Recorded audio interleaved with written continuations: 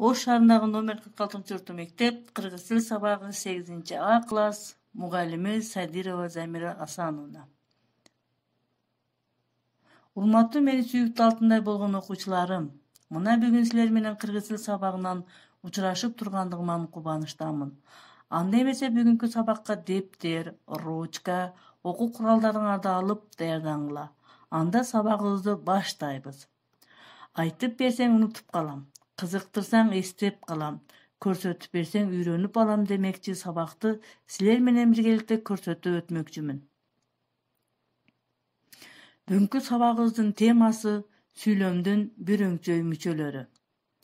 Сабактын максаттары: жаңы теманы оозеки жана жазуу формаларынын өзгөчөлүктөрүн салыштырат жана айырмалайт.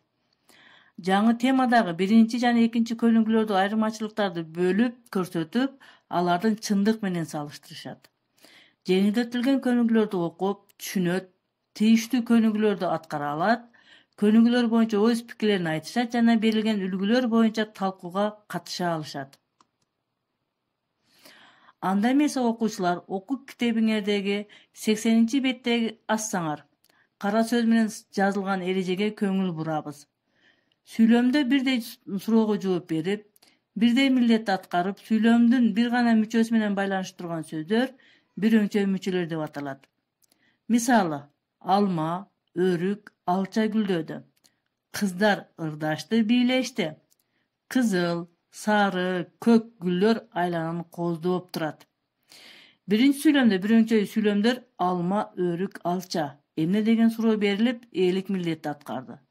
Ал эми экинчи сүйлөмдө ырдашты, бийлешти, эмне кылышты баяндоштун милдетин аткарды. Үчүнчү сүйлөмдө кызыл, сары, көк кандай деген суроого жооп берип, аныктооштун милдетин аткарды. Сын атооч. Бирөңчөй мүчөлөр бири-бири менен интонация аркылуу байланышса, анда бирөңчөй мүчөлөрдүн арасына үтүр менен ажыратылат. Бирөңчөй мүчөлөр байламталардын жардамы менен өз ара байланышат.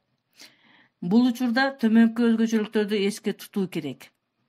Бирөңчөй мүчөлөрдүн жана, менен сыяктуу кайталабай турган байламталар байланыштырылса, анда алардын араларына үтүр коюлбайт.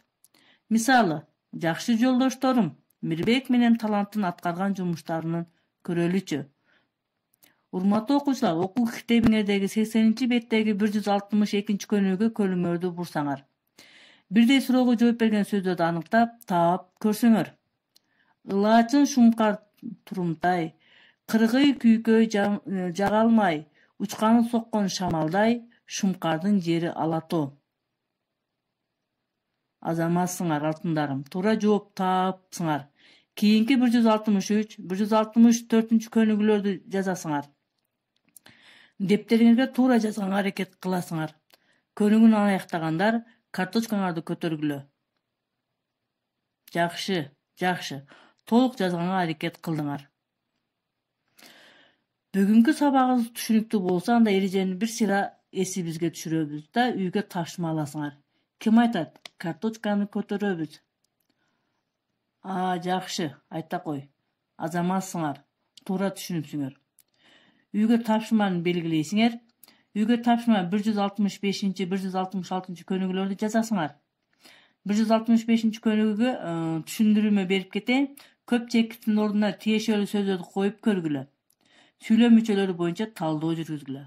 Ал эми 166 көнүгүүдө бирөңчөй мүчөлөрдүн ар бирине бирден сүйлөм түзөсүңөр. Кийинки сабактан учурашканга чейин сак саламатта болуңуздар.